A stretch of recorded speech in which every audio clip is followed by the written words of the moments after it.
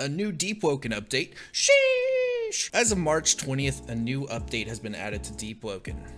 According to the update, a few new rings have been added, a legendary and a rare. Now, about 5 hours ago from this recording, Agamatsu posted a video about the new rings. Windmill being one of them. Taking damage from ice or wind will cause you to regen either. So, a lot like the Light Eater ring, but with ice and wind instead of fire or lightning. The next ring that was added is the Moon Ring. Hides age but has some pretty good stats. The age thing, I'm not entirely sure what that will do for you. The Deep Fire Ring is technically the legendary ring, but according to Agamatsu was re-enabled instead of actually something new. The Deep Fire Ring causes 2 times burn damage, which is pretty dang good in my opinion, seeing how fire's busted as hell. And then there was some changes to Dawn Fist Ring. Instead of being 1 damage at 100 strength, it's 1.5, kind of dog water, but that's up to you. Next on the update, they added a new highway from Summer Isle to Fort Merritt. They've added an indicator for your bell cooldown next to your roll potion feint.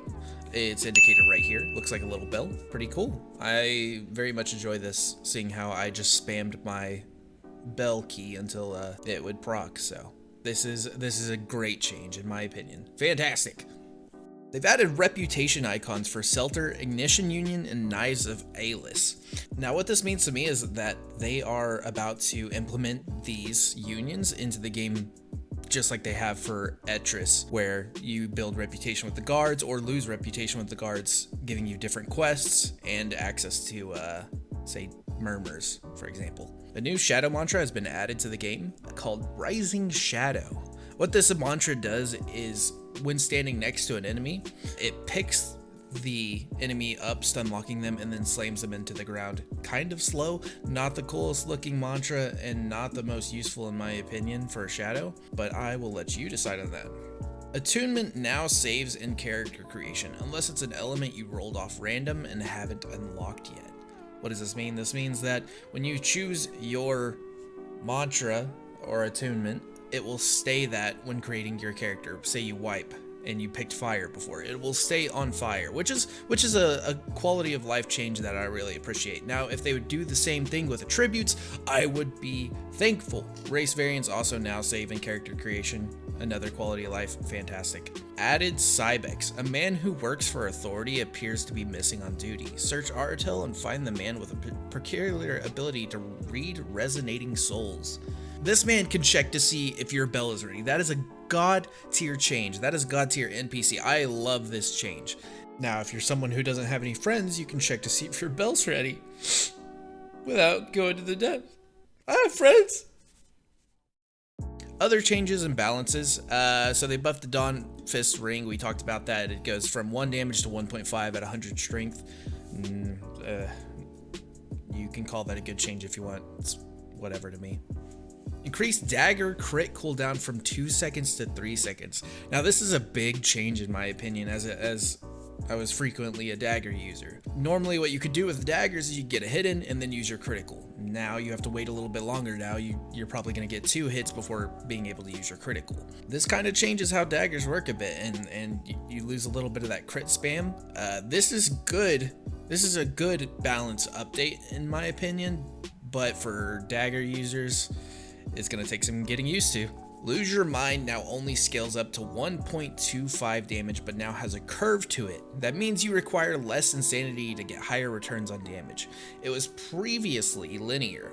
Example, at 50% sanity, you would have 50% of the buff. Now at 50% sanity, you have 75% of the buff. The increased insanity rate has been reduced to 1.2. This is pretty self-explanatory, but I like that they decreased the insanity rate that you get from this talent. Makes it a lot more plausible now. Even though that the damage was a little bit decreased, I think this is a good change. Casting mantras will now put Overflowing Dam on cooldown for 3 seconds. Before this change, with high ether region, you would effectively always have Overflowing Dam active, even if spamming mantras.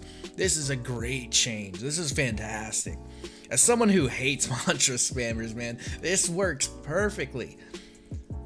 What a good change. So now, Overflowing Dam, you use a mantra, it's gonna probably cancel out for about 3 seconds. Awesome.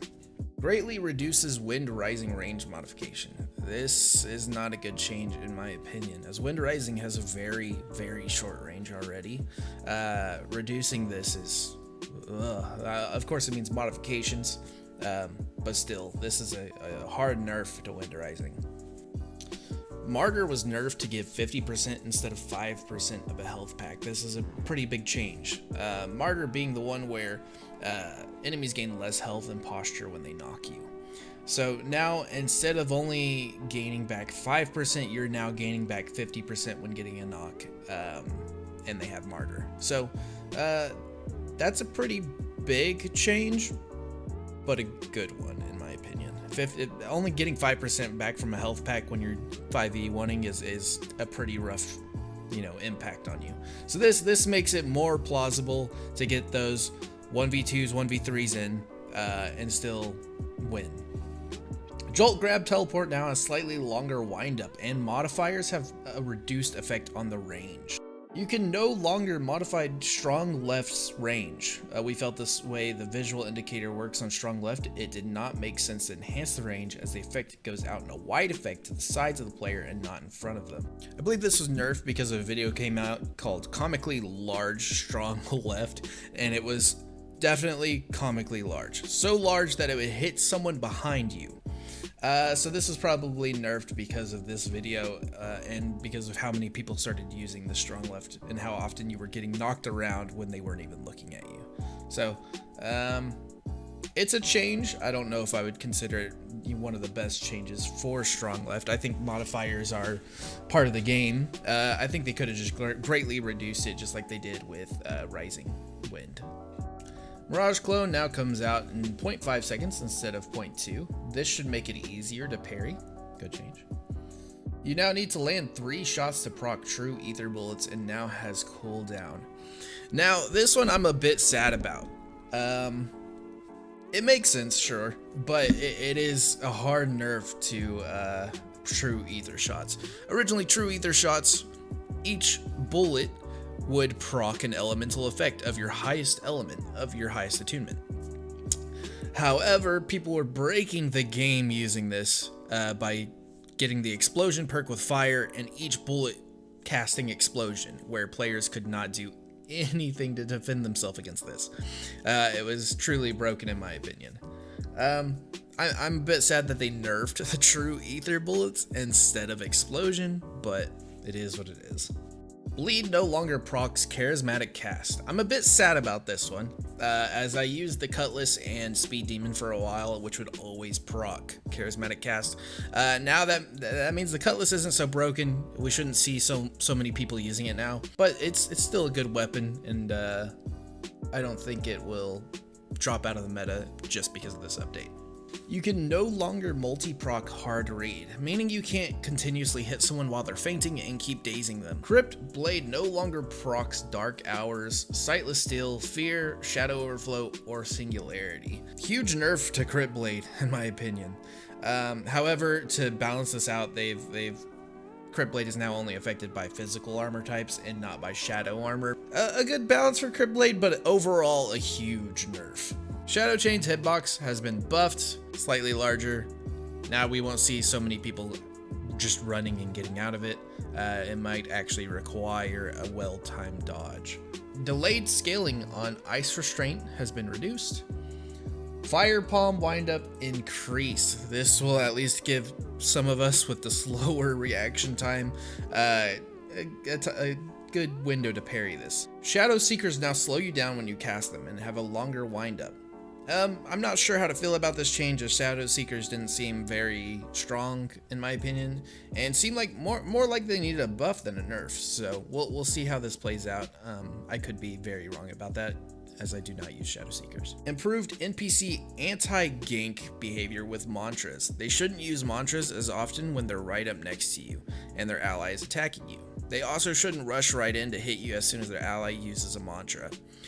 This is great, because before it was like this.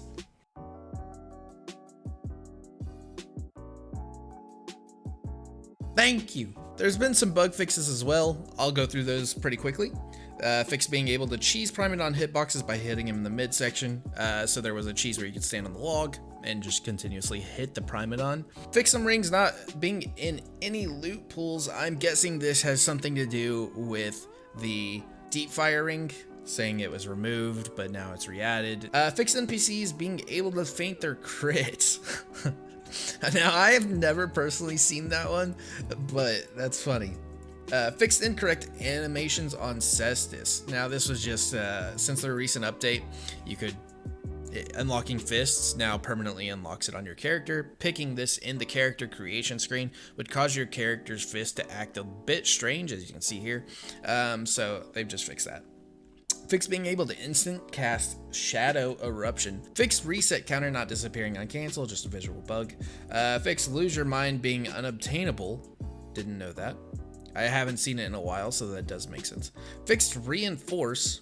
I'm not sure what was wrong with reinforce. As far as I've seen with reinforce, it normally works. There's been times where it only procs on the enemy when you cast it, so maybe that's what they're talking about. I just assumed it was a talent.